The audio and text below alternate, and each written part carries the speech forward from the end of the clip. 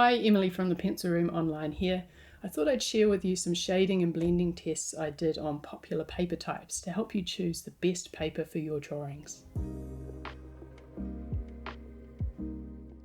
So let's jump right into it. I've selected 6 different papers for testing, ranging from cheap to more expensive options. And here's the lineup. Number 1 is regular cartridge paper, 120 GSM. This is similar to what you'd find in a student quality sketchbook. Number 2 is Strathmore 400 series Vellum, a quality paper with a fine texture. Number 3 is Fabriano Toscana 200 GSM, a highly textured paper. Number 4 is a smooth student grade paper, 230 GSM. Number 5 is Fabriano hot pressed 300 GSM, 140 pounds. This is a watercolour paper known for its smooth surface.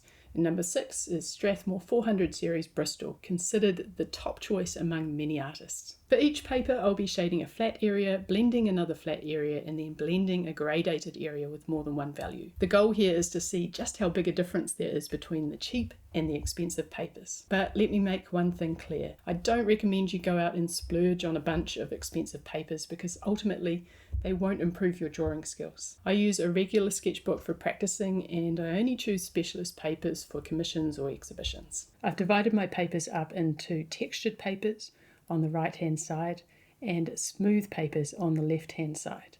And with each one of those groups, I've ranked the paper generally from cheapest to most expensive. For each paper, I'm going to start off by shading a square of graphite. I'm going to make it as smooth as I can, and that's going to be our control. It's going to show us the texture of the paper. And then I'm going to shade another square. I'm going to, again, try and make it as even as I can, but this one I'm going to blend. So how is using a blending stump going to affect the texture of the paper? How smoothly am I going to be able to blend? And how consistent is the paper? So some of these cheaper papers, they have small inconsistencies in them, and sometimes that shows up when you're shading or when you're blending. When I blend the shading, I am just going across one way with very gentle pressure, as if I was using a pencil to shade with. Nice even pressure is the key. I go across one way and then back the other way, and then I'm just tidying up some of the edges. And you can see straight away that when you blend, the values get darker. For the third test, I'm shading another square, again trying to make it as even as possible at first, and then I'm going to layer up some shading. So I'm starting with a light layer, then I'm adding another layer to create something a little bit darker, and then right over on the right hand side I'm adding a third layer to make it even darker. So I've got 3 values here, and I'm going to see how well those values blend into each other. What kind of gradation or gradient can I create on this particular paper?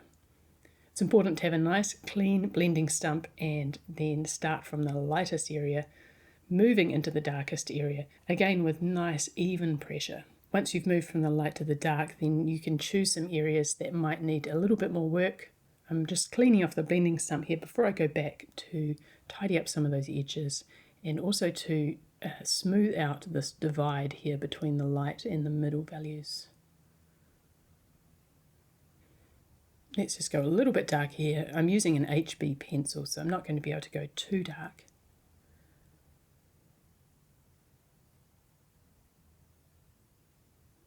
Moving on to the Strathmore Vellum.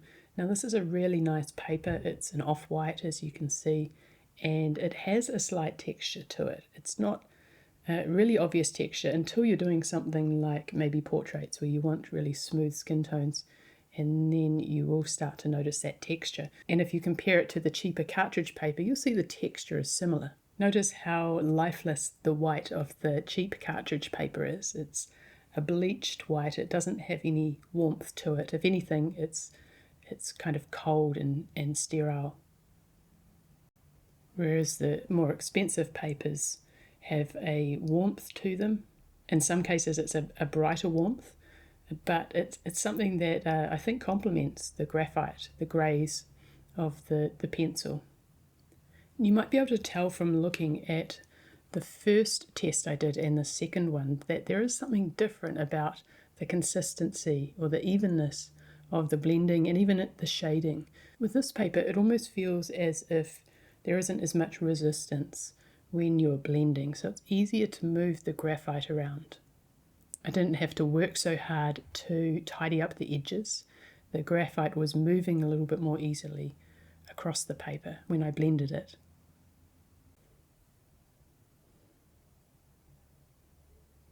That's a really nice, smooth, even blend I've been able to get there on this vellum paper. And you can still see some of the texture coming through.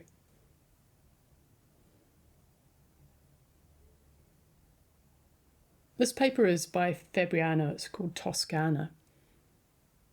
And I'm not too sure how readily available it is actually, but it does have this lovely texture, which is really nice for landscapes.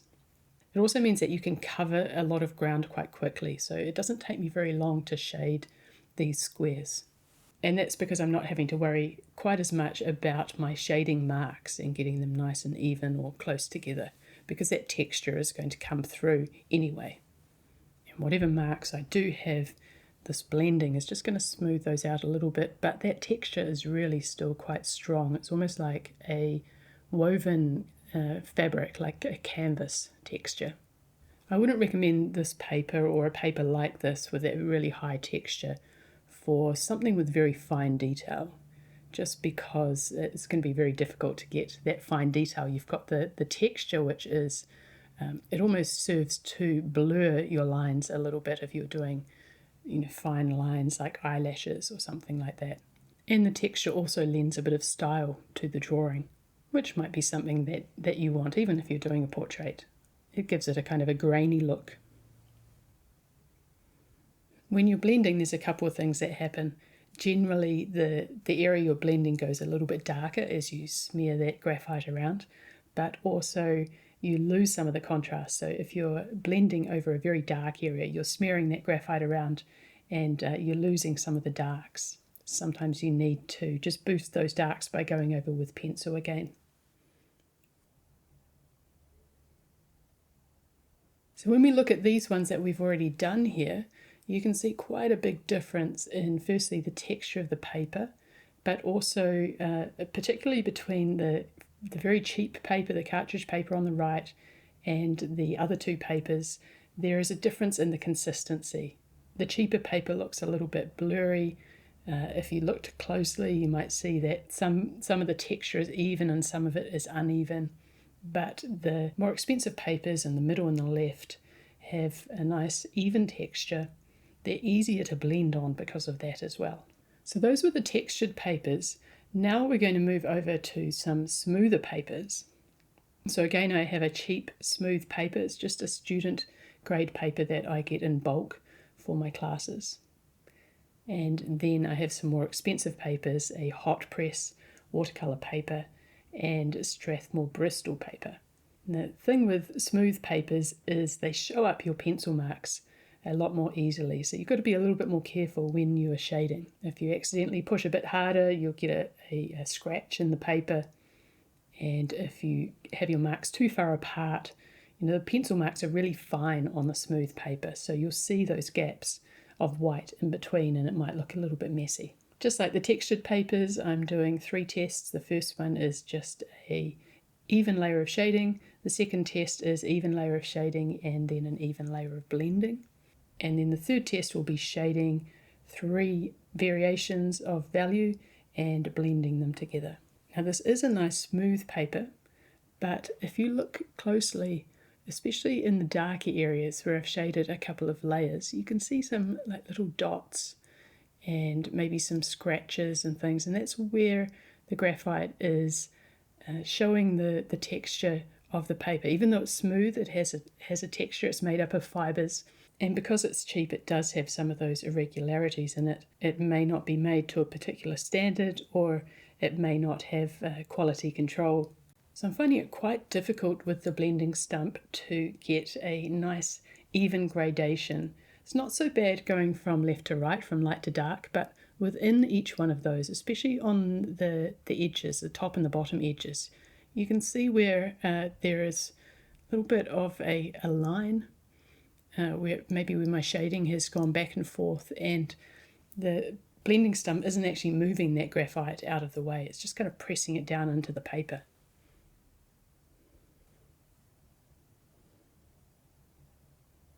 Let's move on to this Fabriano hot press paper. This is a smooth paper and it's designed for watercolour. Now this paper has a lovely bright white quality to it. If you have a look at it compared to those other papers, even the Strathmore Vellum and the Strathmore Bristol, which is right next to it, they're not quite as bright as this watercolour paper. This is a hot press satin paper. It is 25% cotton. Now hot press paper, watercolour paper is very smooth. Cold press watercolour paper usually has a texture, and it's just a different way of processing the paper.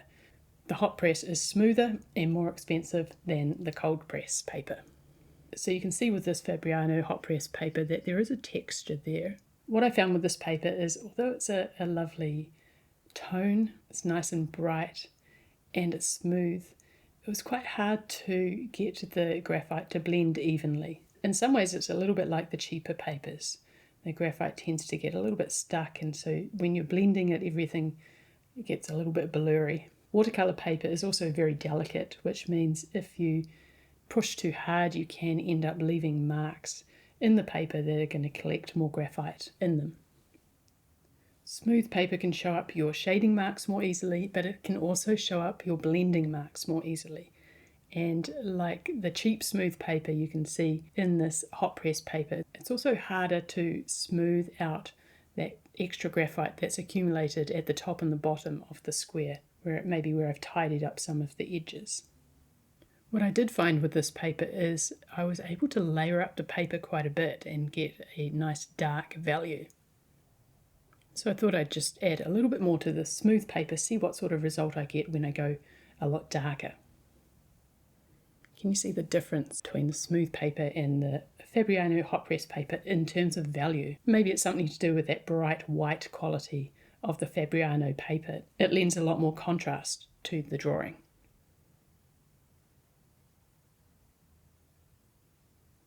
Now we're moving on to Strathmore Bristol Smooth.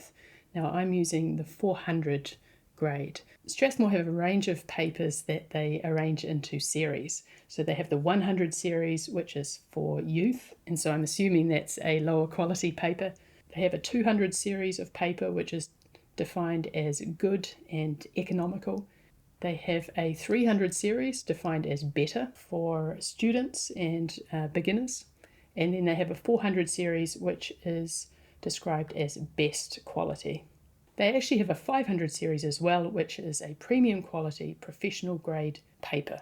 Strathmore is a very popular paper. It is touted by many artists as their paper of choice. I like the fact that with Strathmore they have a lot of different options, so that they have their Bristol Smooth and their Bristol Vellum, and the only difference between those is the Vellum has a bit more texture to it. And they also have a range of different kinds of drawing papers in different weights as well. Strathmore's Bristol 400 paper in both the smooth and the vellum, the ones that I'm using here, are quite thick. They are probably about 230 GSM, I would say. They're more like a card than a paper, which is really nice to work on. You don't have to worry about wrinkling the paper or accidentally putting dents in it. When you compare the blended squares of the Strathmore Bristol and the one that I just did previously on the hot press paper, the Bristol paper is a bit more uniform. You can get a more even result. And there's something about the Strathmore papers that allows you to move the graphite around a little bit more easily with the blending stump. It doesn't get stuck or blurry or smudgy. Now, even with this Strathmore Bristol Smooth, which is one of the smoothest papers around, you can still see a texture there.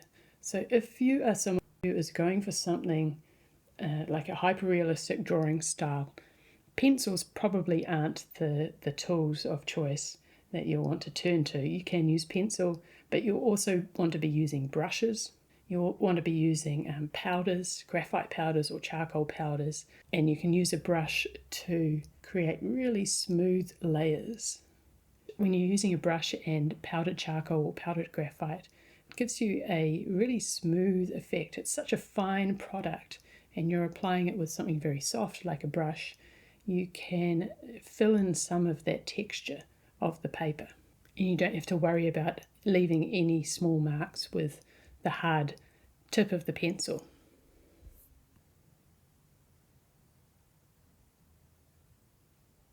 Take a look at these two here. We've got the Strathmore Bristol Smooth on the left and the Fabriano hot press watercolour paper on the right. I hope you can see from these two smooth papers that are both reasonably expensive, the difference in the uniformity of the paper. Now, that's not saying that the Fabriano hot press is not a good paper, but it is designed for watercolour painting. I guess what this test has shown me is that it is worth getting those more expensive papers that are designed specifically for drawing. Some artists do use watercolour paper and mixed media paper for drawing if they find a surface that they really like and that works well for them. But I'm just really impressed by the uniformity of the Strathmore papers, how much easier it is to move the graphite around with the blending stump and get a nice smooth gradation without any of the graphite kind of sticking into the texture. While specialist papers can't improve your drawing skills, they can enhance the finish of your artwork. The quality of the paper will affect how your pencil layers and blends on its surface, and the texture and uniformity of the paper can create different visual effects. So why might you prefer one paper over another? You might have a particular style in mind or a natural style that complements one paper more than the others. Or your subject matter may be better suited for textured or smooth paper. So smooth papers are often preferred for portraits, allowing seamless blending to achieve realistic skin results. On the other hand, textured papers can beautifully capture the elements found in landscapes, such as trees, rocks, water, and sky. I hope this comparison of different papers has given you an idea of what you can achieve if you choose to use different papers. And remember, like I said, I wouldn't go out and buy a whole lot of expensive ones, but maybe if you have a project coming up, this guide will have given you an idea of which paper is most suitable to achieve the effects that you want.